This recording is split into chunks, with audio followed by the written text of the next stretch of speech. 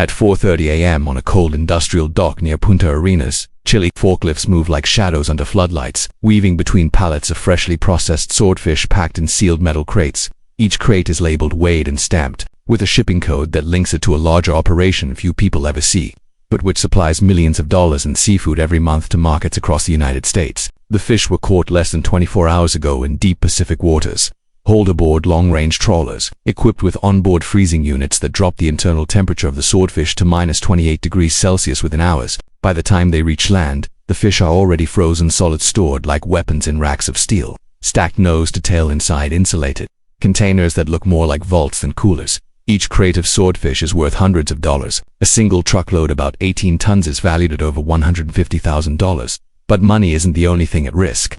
The real enemy here is time and temperature. Once frozen, the fish must stay that way until it reaches the final distribution centers in southern Texas, over 6,000 kilometers away.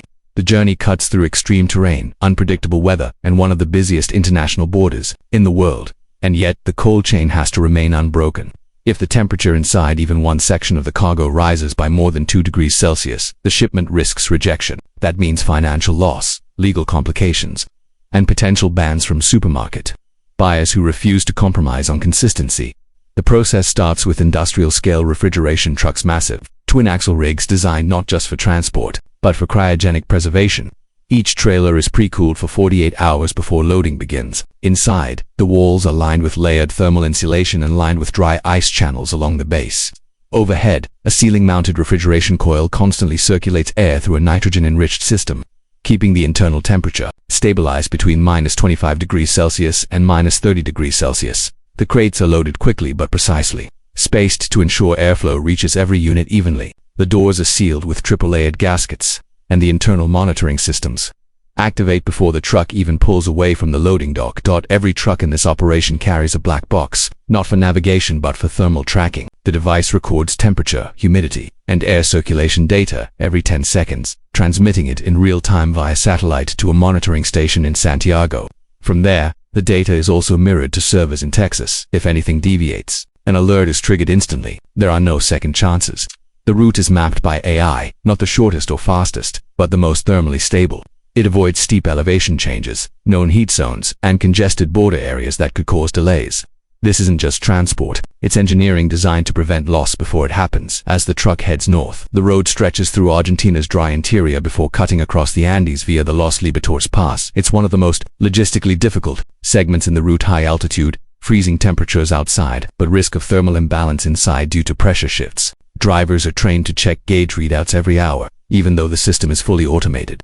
If the temperature drops too low, product quality suffers. If it rises, the chain is compromised. Balance isn't a goal, it's a requirement. Crossing into Mendoza, the truck joins a fleet of others headed in the same direction, each carrying part of a single monthly shipment, 40 tons of swordfish bound for Miami. The entire load is worth over $1.2 million. It's not just destined for fish markets, but for restaurant suppliers, premium supermarkets, and regional distributors across Florida. The demand is high and the window is tight. The longer it takes to cross the continent and reach the US. But certainly as an actor, I want to find out border, the more risk the operation faces. And the closer it gets to populated areas, the harder it is to maintain the cold. Heat radiates from the asphalt. Delays build up at inspection stations. Even a 30-minute hold in the sun can spike container temperature by 5°C if the insulation is compromised. That's why every container is tested before departure, and why every driver operates under strict thermal protocols. There are no backup plans. If a truck fails, its cargo is lost, and if cargo is lost, the contract is jeopardized. It's not just about the fish, it's about the reputation of the entire supply chain. From the boat captain hauling swordfish through freezing ocean swells to the technician monitoring temperatures in an air-conditioned control room a continent away, everyone is connected by a single rule: the temperature must hold. As the convoy pushes north across South America, the operation becomes a race against both heat and bureaucracy. Each truck is part of a chain that cannot afford to slow down. The swordfish inside are still rock solid, each one embedded in layers of thermal protection, but the outside world is getting warmer by the hour. Temperatures along the Pan-American Highway in northern Argentina and Paraguay often exceed 35°C during the day. Even with state-of-the-art refrigeration systems, prolonged exposure to external heat puts immense pressure on the onboard cooling units. The margin for error tightens. That's when redundancy steps in. Every few hundred kilometers, The route intersects with service points specifically built for cryogenic cargo, roadside bays equipped with backup nitrogen tanks, refrigerated bunkers, and emergency replacement units. If a truck so much as shows a fluctuation in its internal readings, it's pulled off the route, its cargo offloaded temporarily into these cryo shelters while a secondary vehicle is dispatched to resume the route. No part of this is improvisation. The entire corridor from Chile to Texas is engineered in advance, with pre-cleared crossings, digital customs integration, and satellite-linked checkpoints. When the trucks reach the Bolivian border, thermal data from the last 48 hours is uploaded to the import authority's system. This allows for rapid clearance, bypassing standard inspection delays that could otherwise leave a truck idle under the sun. Customs officers don't open crates, they check data. If a single record is missing, the entire load is stopped. That's why every crate of swordfish is linked to a live log, a time-stamped record of its journey from vessel to truck, minute by minute. In a world where 1-degree shifts can mean rejection, transparency isn't just good practice, it's survival. Once the trucks enter Brazil, the landscape changes, but the pressure doesn't. The roads improve, but the humidity increases. Moisture is the hidden enemy. Even with solid insulation, condensation can form if air circulation is uneven. That's why the refrigeration units are designed with adaptive airflow sensors, adjust fan intensity in real time, targeting hotspots, and redirecting cool air through microchannels between the crates. Swordfish isn't like tuna. It doesn't pack neatly. Its shape makes it difficult to store symmetrically, creating small voids where heat pockets can form.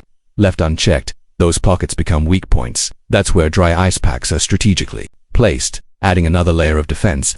But dry ice evaporates, and its duration is limited.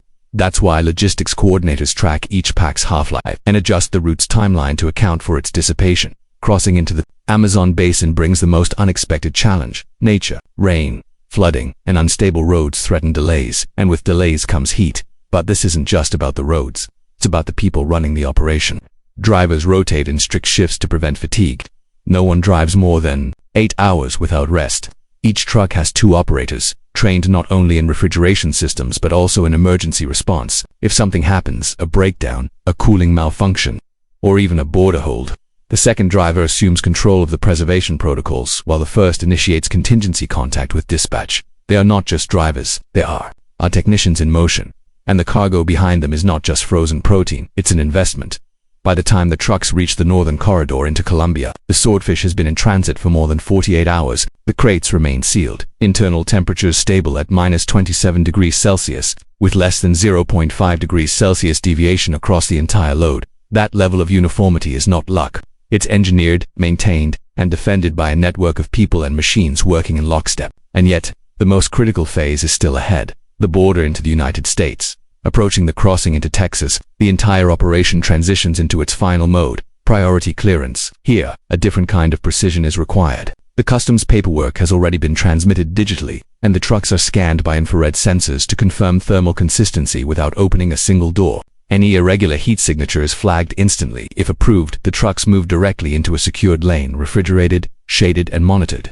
This lane exists only for high-value cold chain cargo. Time spent in this zone is minimal, less than 30 minutes from arrival to exit. From there, the trucks head straight into the Texas distribution grid. Houston, San Antonio, and Dallas are the first stop points. Here the swordfish is offloaded into temperature-controlled facilities, inspected by quality assurance teams wearing insulated gloves and working in -5°C rooms. They don't just check temperature, they cut samples, evaluate color, texture, moisture content. Swordfish must be firm, light pink, with no signs of dehydration or crystal damage. A perfect shipment looks almost as if it was just pulled from the ocean. The crates that pass are tagged and rerouted immediately. Some go to major supermarket chains with national reach. Others are delivered to restaurant distributors who specialize in high-end seafood. A few will make their way into smaller specialty shops that emphasize origin, tracking, and freshness. But regardless of the final destination, every piece of swordfish that reaches an American table has already survived the gauntlet of ice, distance, and precision. And for the companies involved, success is never assumed. It's tracked, it's earned, it's delivered in temperature logs, intact crates, and silent, solid blocks of frozen fish that speak volumes without saying a word. Inside one of the receiving facilities in southern Texas, a small team of specialists begins the final verification phase. Each crate is opened inside a controlled chamber, not a warehouse.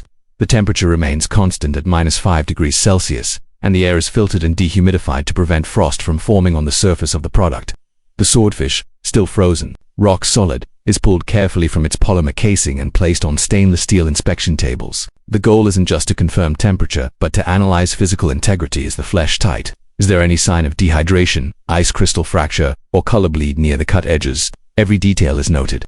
The most common reason for rejection isn't temperature fluctuation, it's condensation damage from improper thaw protection. That's why thawing isn't allowed here, not yet. These inspections happen with the product still frozen, judged not by feel or flavor, but by texture and optical clarity through the ice. Each lot that passes is logged, certified, and tagged with a new tracking label. That label connects the crate to its buyer, its delivery path, and the cold history of its journey. If any problem arises downstream, say, a chef complains that a fillet is softer than expected, or a distributor receives a box that doesn't meet standards, that label is the forensic record. It tells the story. When it was frozen, when it was loaded, how cold it stayed, and where it went.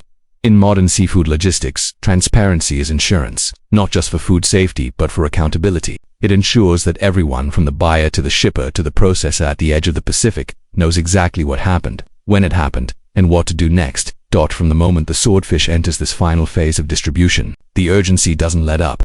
Trucks leave these facilities within hours, rerouted to hubs across the southern United States. Refrigerated trailers, pre-cooled and staged in designated bays, are backed into loading docks one after another. Crates are moved quickly, always in temperature-controlled corridors, with thermal doors that close automatically behind each movement. There is no room for ambient exposure, not even during transfer. The time between opening a cold chamber and loading a truck is less than 3 minutes. Anything more increases the risk of frost degradation or surface sweating, which, under the right conditions, can ruin an entire shipment of high-end seafood. That the final destinations are diverse. Some crates go to massive supermarket warehouses, where they are broken down and repacked into smaller quantities for regional distribution. Others go to direct restaurant buyers, especially in Florida, where swordfish demand peaks around the high season for coastal tourism. And then there are the boutique outlets, premium seafood counters, chef-owned grocery concepts, and delivery platforms that specialize in freshness certification. These last ones pay extra for what they call deep chain traceability, full record of the swordfish's journey, often accompanied by QR codes that end users can scan to view the catch location, date, and temperature curve. It's not just food, it's a story, one that starts in the ocean, runs through 2 continents, and ends with a signature on a receipt thousands of miles away. But behind all of this movement lies a simple fact. The chain only holds because every link does its job. The swordfish doesn't make this journey alone. It's carried by captains who track ocean temperatures, by dock workers who load with gloves and precision, by drivers who cross mountain ranges with frozen cargo monitored in real time, by customs agents who inspect via satellite data instead of prying open lids, by logistics technicians who run predictive models on potential points of failure based on season, elevation, and delay history. No one is improvising. Everyone is working from a script that's constantly evolving, refined every time a crate is delayed, refused, or arrives a fraction of a degree warmer than it should. This is not about luxury. It's not about speed. It's about control. Cold control. The ability to move a temperature-sensitive product across thousands of kilometers, through wildly different climates, and still deliver it with zero variation in quality. That kind of consistency is invisible to the end customer. They don't see the data. They don't know about the dry ice replacement stops or the algorithmic routing or the backup reefers parked outside major crossings. They just know the swordfish is firm, fresh, clean, and that's the point. Because the greatest achievement in seafood logistics isn't the shipping. It's making the shipping disappear. Making it so smooth, so reliable, so seamless that the product feels untouched by distance. As if it was caught yesterday, not last week. As if it was never frozen, though it remained at -27°C for 9 straight days. That illusion, that trick of time and temperature, is the final product, and it only works when every moving part plays its role without error. There's a quiet moment at the end of every successful delivery. The crates are emptied, the product is sliced, grilled, plated, and served. And somewhere in a kitchen in Miami or San Antonio, a guest tastes swordfish that feels freshly caught, unaware that it traveled thousands of kilometers through a chain of cold steel, vapor, and human vigilance.